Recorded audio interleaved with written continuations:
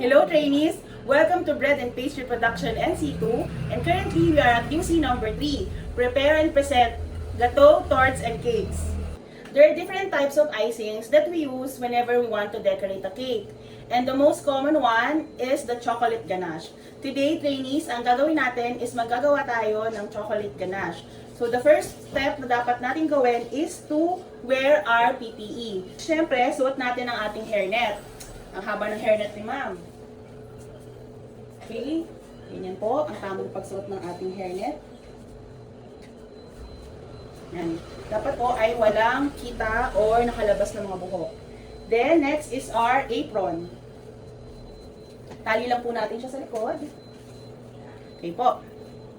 After po nating masuot ang ating PPE, ngayon po mag-start na tayong gumawa ng ating chocolate ganache. Okay?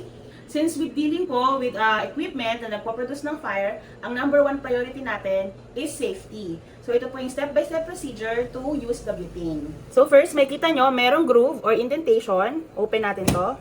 And yung indentation, yung itatapat nyo po dito.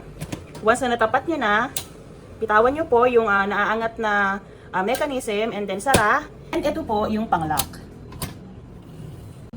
Dahil na-prepare na po natin ang ating butane stove, simulan na po natin ang paggawa ng ating chocolate ganache. So, ang first step po is i-check kung kumpleto na yung mga ingredients na gagamitin natin. Meron po tayong chocolate, chopped chocolates, and then heavy cream. And meron din po tayong room temperature butter. Sa tools naman po, we will be using saucepan and a rubber spatula. So, ang first step po is ilalagay natin or transfer natin yung heavy cream sa ating saucepan. Saydin po natin lahat. Huwag po tayo magsayang ng ingredients. Okay, once na natapos po yun, lagay na po natin ang ating saucepan with heavy cream sa ating butane stove and open na po natin. Okay, so haluin lang po natin. Ngayon, aantayin lang po natin na mag-simmer siya. Trainees, simmer lang po, no? Hindi po boiling. Kasi po, hindi po pwede na sobrang init ng cream na ilalagay natin sa ating chopped chocolates. Kasi po, masusunog ang ating chocolates. Tawag dito, sensitive po sa heat ang mga chocolates, lalo na yung mga premium chocolates. Pag sobrang init po ng cream, masusunog po siya. So yan, nakita nyo na po. Okay na po yan, patayin na po natin. So once po na nag-simmer na siya, ibuhos na po natin agad sa ating chopped chocolates. Lagay po natin maigi. Yan po, no? Tingnan nyo po, trainees. Then, once na malagay natin, gently stir. Para po mag-incorporate ang chocolate at ang heavy cream. Ayan, makikita nyo po, unti-unti na siyang nag-incorporate, nagiging glossy na at nagiging maganda na yung consistency ng ating chocolate ganache. So, bago po tuluyan siya mag-incorporate, no? Yan, lagay natin dyan. Lagay na natin ang ating room temperature butter.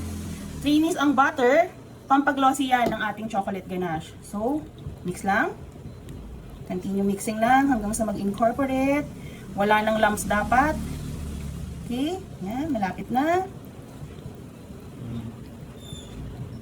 Diba, nakita nyo, ang ganda na ng consistency. Ang smooth na niya. And napaka-glossy, trainees. Look. No? Diba?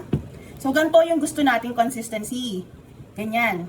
Lalo na pag gusto nyo siyang ipang design as drip cake. Diba? Yung mga drip cake.